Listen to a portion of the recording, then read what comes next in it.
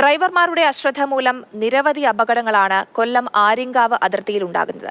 കഴിഞ്ഞ ദിവസം അയ്യപ്പന്മാർ സഞ്ചരിച്ച ബസ്സിലേക്ക് ലോറി പാഞ്ഞു കയറി ഒരാൾ മരിക്കുകയും നിരവധി പേർക്ക് പരിക്കേൽക്കുകയും ചെയ്തു.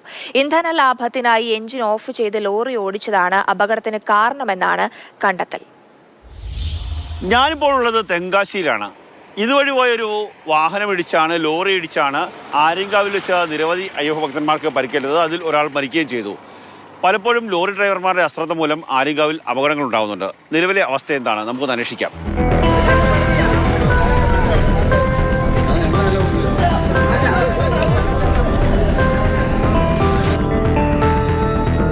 ദിവസങ്ങൾക്ക് മുമ്പാണ് ഞാനിപ്പോൾ നിൽക്കുന്ന ആര്യങ്കാവിൽ വാഹനാപകടം ഉണ്ടായത്. ശൗര്യ ദർശനം പൂർത്തിയാക്കി വരികയായിരുന്ന അയ്യപ്പന്മാർ സഞ്ചരിക്കുന്ന ബസ്സിലേക്ക് ലോറി പാഞ്ഞെടുക്കുകയായിരുന്നു. ലോറി ഡ്രൈവറുടെ അശ്രദ്ധയായിരുന്നു അപകടത്തിന് കാരണം.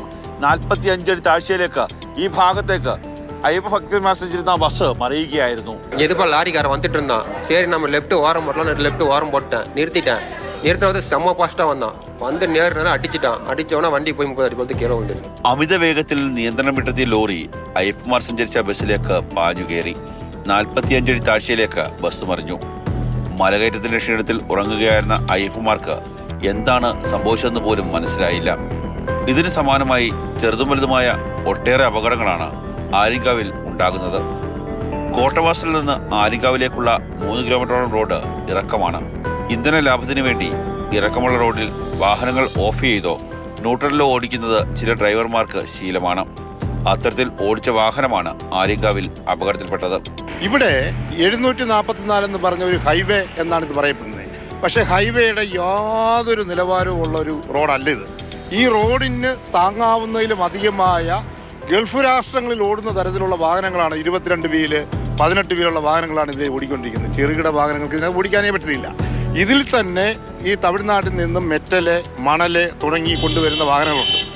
യാതൊരു മാനദണ്ഡവും പാലിക്കാതെ, യാതൊരു നിയന്ത്രണവുമില്ലാതെ ഇവര് ന്യൂട്രൽ അടിച്ചുകൊണ്ടാണ് വരുന്നത്. എനിക്കൊന്ന് ഡീസൽ ലാഭിക്കാനാണ്.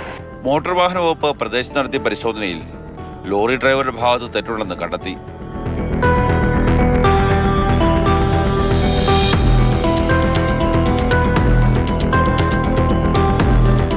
ലോറി ഡ്രൈവർമാരുടെ ഈ അശ്രദ്ധ പരിഹരിച്ചില്ലെങ്കിൽ ഇവിടെ അപകടങ്ങൾ തുടർക്കഥയാകും. പല കുടുംബങ്ങൾക്കും അവരുടെ അത്താണി നഷ്ടമാകും.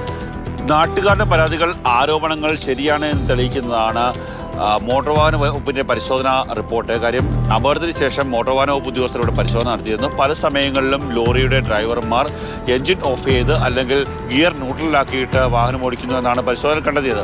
അതിൻ്റെ അടിസ്ഥാനത്തിൽ പ്രദേശത്ത് ശക്തമായ പരിശോധന നടത്താൻ വേണ്ടിയുള്ള തീരുമാനത്തിലാണ് മോട്ടോർ വാഹന വകുപ്പ് ഉദ്യോഗസ്ഥരുള്ളത്.